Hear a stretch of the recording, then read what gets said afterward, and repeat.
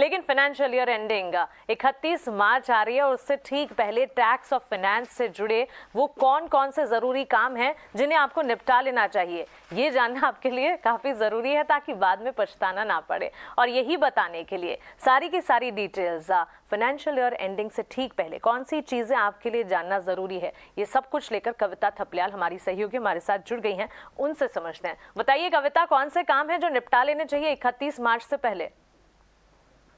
चलिए, last minute में अगर आप अपनी टैक्स सेविंग निवेश के बारे में प्लानिंग करना चाहते हैं तो झटपट आपको इन्फॉर्मेशन हम दे देते हैं। एटीसी और एटीटी के तहत कहाँ कहाँ आपके पास निवेश के विकल्प है। PPF, EPF, ELSS, NPS, national pension system, Sukanya Samriddhi Yojana, senior citizen saving scheme, fix deposit, इनमें से कौन सा आपके लिए सबसे बेहतरीन होगा, क्या क्या इनके फीचर्स हैं आपको बता देते हैं। पीपीएफ की बात करते हैं जहाँ पर 15 साल का लॉक इन है। आप 1.5 लाख तक की निवेश पर आपको निवेश पर 1.5 लाख तक की टैक्स छूट मिलेगी। और आपको बता दें जो मौजूदा ब्याज दर है वो 7.1% है पीपीएफ की। हर तिमाही जो है इसकी ब्याज दर को रिव्यू किया जाता है और बदलाव आता है उसमें। एनपीएस रिटायरमेंट के लिहाज से एक बढ़िया रिटायरमेंट इन्वेस्टमेंट इंस्ट्रूमेंट और एटीसी और एटीसीसीडी के तहत आपको टैक्स छूट मिलती है। 1.5 लाख रुपए एटीसी और एटीसीसीडी में आपको अतिरिक्त 50,000 की यानी 2 लाख की आपको टैक्स छूट मिलेगी अगर आप एनपीएस के तहत निवेश करते हैं तो।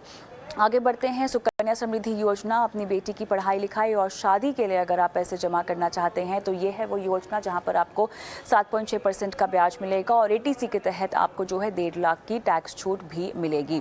अगला निवेश का विकल्प जो है ELSS, equity link saving scheme, 3 साल का लॉक इन है, 1.5 लाख रुपए की छूट मिलती है आपको और एटीसी के तहत आप इसमें जो है वो टैक्स छूट अवेल कर सकते हैं।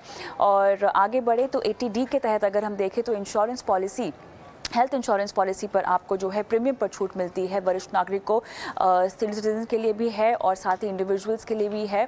और इतना ही नहीं, हेल्थ इंश्योरेंस के लिए आपको एटीडी के तहत टैक्स छूट मिलती है, लेकिन लाइफ इंश्योरेंस का अगर आप भरते हैं प्रीमियम तो उसमें आपको एटीसी के तहत जो है वो छूट मिलेगी। अब ऐसे कौन से काम है जो आपको 31 मार्च से पहले ख़त्म कर देने हैं और अगर आप नहीं करेंगे तो फिर 1 अप्रैल से ये काम जो है आप पर भारी पड़ सकता है, आपकी जेब पर भारी पड़ सकता है। तो सबसे पहले तो आपको पैन आधार को लिंक करा देना है। आप नहीं कराएंगे तो फिर आपका जो पैन कार्ड है वो इनवैलिड हो जाएगा, आईटीआर नहीं भर पाएंगे और ना ही किसी बैंक में आप खाता भी खोल पाएंगे। आगे हम बढ़ें तो यहाँ पर एडवांस टैक्स जो है 31 मार्च तक आपको चुकाना ज़रूरी है और ये है वो तमाम चीज़ें जो आपको 31 मार्च से पहले पहले कर देनी है। तो ये है टैक्स या कह सकते हैं 31 मार्च से पहले का आपका होमवर्क, क्योंकि टैक्स को लेकर, टैक्स बचत को लेकर या फिर फाइनेंशियल ईयर एंडिंग से ठीक पहले चीज़ों को लेकर खास तौर से आपको नजर रखनी चाहिए। इसमें हर तरह की सेविंग स्कीम में क्या कुछ नुआंसेस है ये हमें कविता बता रही थी। लेकिन